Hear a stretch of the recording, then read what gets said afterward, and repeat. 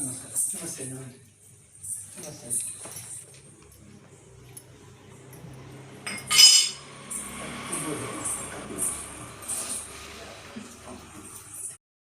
ಎಲ್ಲರಿಗೂ ನಮಸ್ಕಾರ. ಇವತ್ತು ನಮ್ಮ ಮನೆಯಲ್ಲಿ ಶ್ರೀ ಕ್ಷೇತ್ರ ಕುಕ್ಕಾಡಿ ಭಗವತಿ ಅಶೋಕನಗರ ಮಂಗಳೂರು ಇವರಿಂದ ಯಕ್ಷಗಾನದ ಚಿಕ್ಕ ಮೇಳವು ನಡೆಯಿತು.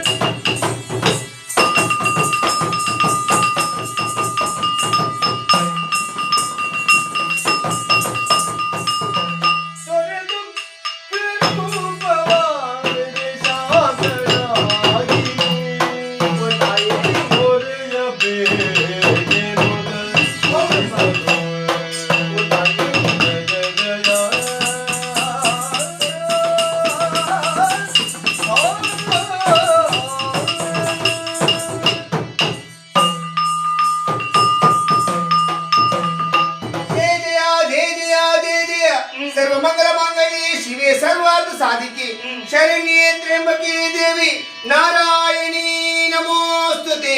ಓ ತಾಯಿ, ದುರುಳನಾದಂತಹ ಅರುಣಾಸುರನು ಲೋಕ ಕಂಟಕನಾಗಿ ಮೆರೆಯುತ್ತಾ ಇದ್ದ ಅವನನ್ನು ಉಗ್ರ ರೂಪದಿಂದ ಈ ಹೊತ್ತಿಗೆ ವಧಿಸಿದವರಿದ್ದೀರ ತಾಯಿ. ನಿಮ್ಮನ್ನು ಶಾಂತಗೊಳಿಸುವುದಕ್ಕಾಗಿ ದೇವಲೋಕದಿಂದ ತಂದಂತಹ ಎಳೆನೀರಿನಿಂದ ಅಭಿಷೇಕವನ್ನು ಮಾಡಿದ್ದೇವೆ, ಮಲ್ಲಿಕಾ ಪುಷ್ಪದಿಂದ ಅಲಂಕರಿಸಿದ್ದೇವೆ. ಅಮ್ಮ, ಶಾಂತರಾಗಬೇಕು ತಾಯಿ. ಮಗನೇ ಜಾಬಾಲಿ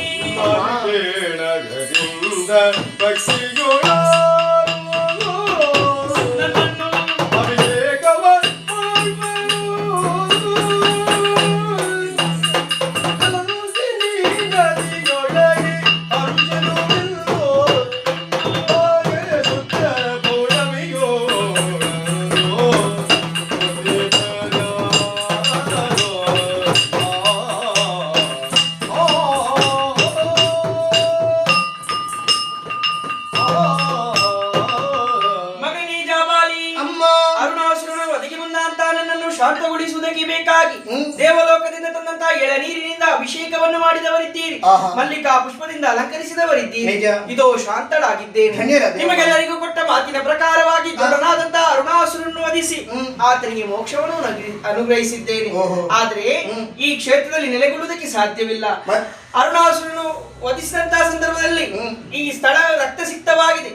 ಹಾಗಾಗಿ ಮಗಳಾದಂತಹ ನಂದಿನಿಗೆ ಮಾತು ಕೊಟ್ಟ ಪ್ರಕಾರವಾಗಿ ಆಕೆಯ ಕಟಿ ಪ್ರದೇಶದಲ್ಲಿ ಲಿಂಗರೂಪಿ ಭ್ರಮರಾಂಬಿಕೆಯಾಗಿ ಆವಿರ್ಭವಿಸುವಳಿದ್ದೇನೆ. ಆ ಕ್ಷೇತ್ರ ಇನ್ನು ಮುಂದಕ್ಕೆ ಕಟೀಲ ಅಥವಾ ಕಟೀಲು ಎನ್ನುವುದಾಗಿ ಲೋಕ ಪ್ರಸಿದ್ಧಿಯನ್ನು ಹೊಂದಲಿ ಮಕ್ಕಳೇ. ಆದರೆ ಮುಂದಕ್ಕೆ ನಿನ್ನನ್ನು ಅರ್ಚಿಸುವುದು ಪೂಜಿಸುವುದಾದರೂ ಹೇಗೆ ತಾಯಿ? ಮಾಘ ಶುದ್ಧದ ಪೌರ್ಣಮಿಯ ಶುಭ ದಿನದಂದು ನಂದಿನಿ ಭೂಲೋಕದಲ್ಲಿ ನದಿಯಾಗಿ ಹರಿದಿದ್ದಾಳೆ. ಆ ದಿನದಂದು ಕಟೀಲು ಕ್ಷೇತ್ರಕ್ಕೆ ಬರುವಂತಹ ಭಕ್ತಾದಿಗಳು ನಂದಿನಿ ನದಿಯಲ್ಲಿ ಮಿಂದು ಎಳನೀರಿನ ಅಭಿಷೇಕ, ಹೂವಿನ ಪೂಜೆ, ಮಂದಾರ ಮಾಲಿಕೆಯನ್ನು ಯಾರು ನನಗೆ ಭಕ್ತಿಯಿಂದ ಸಮರ್ಪಿಸುತ್ತಾರೋ ಅವರ ಇಷ್ಟಾರ್ಥವನ್ನು ಅನುಗ್ರಹಿಸುತ್ತೇನೆ. ಸಂಗೀತ, ನೃತ್ಯ, ಯಕ್ಷಗಾನ ಮುಂತಾದ ಸೇವೆಗಳಿಂದ ಯಾರು ನನ್ನ ಮನಸ್ಸನ್ನು ಮುದಗೊಳಿಸುತ್ತಾರೋ ಅವರ ಇಷ್ಟಾರ್ಥವನ್ನು ಅನುಗ್ರಹಿಸುತ್ತೇನೆ ಮಕ್ಕಳೇ. ಅಮ್ಮ, ಜಾಬಾಲಿದಂತಹ ನಾನು ಮುಂದೆ ಹೇಗೆದ್ದುಕೊಳ್ಳಬೇಕು ತಾಯಿ? ಅರುಣಾಸುರನ ಬಾಧೆಯಿಂದ ನೊಂದಂತಹ ನೀನು ಅವಿತು ಕುಳಿತುಕೊಂಡಂತಹ ಗುಹೆಯನ್ನು ಮುಂದಕ್ಕೆ ಆಮಲಕ ತೀರ್ಥ ಅಥವಾ ನೆಲ್ಲಿ ತೀರ್ಥ ಎನ್ನುವುದಾಗಿ ಲೋಕ ಪ್ರಸಿದ್ಧಿಯನ್ನು ಹೊಂದಬೇಕು. ಅಷ್ಟು ಮಾತ್ರವಲ್ಲದೆ ಪರಮ ಪತಿವೃತೆಯಾಗಿದ್ದಾಳೆ. ಅರುಣಾಸುರನ ಒಡೆದಂತ ಯಶೋಮತಿ, ಆಕೆಯ ಜೀವಾತ್ಮವು ನನ್ನಲ್ಲಿ ಐಕ್ಯಗೊಂಡಿದೆ. ಹಾಗಾಗಿ ಕಟೀಲು ಕ್ಷೇತ್ರಕ್ಕೆ ಬರುವಂತಹ ಮುತ್ತೈದೆಯರು ಕರಿಬಳೆ, ಕುಂಕುಮ, ಅರಶಿನ, ಪಟ್ಟೆ ಸೀರೆ, ಮಲ್ಲಿಕಾ ಪುಷ್ಪವನ್ನು ಯಾರು ನನಗೆ ಭಕ್ತಿಯಿಂದ ಸಮರ್ಪಿಸುತ್ತಾರೋ ಅವರ ಮಾಂಗಲ್ಯದಲ್ಲಿ ಸದಾ ನಾನು ನಿಂತು ಅವರ ಮಾಂಗಲ್ಯ ಭಾಗ್ಯವನ್ನು ವೃದ್ಧಿಸುವಳಿದ್ದೇನೆ. ಈ ಕಟೀಲು ಕ್ಷೇತ್ರದಲ್ಲಿ ದುರ್ಗಾ ಪರಮೇಶ್ವರಿಯಾಗಿ ನೆಲೆಗೊಳ್ಳುತ್ತೇನೆ, ದುರ್ಗಾಂಬಿಕೆಯಾಗಿ ನೆಲೆಗೊಳ್ಳುತ್ತೇನೆ, ಬ್ರಹ್ಮರಾಂಬಿಕೆಯಾಗಿ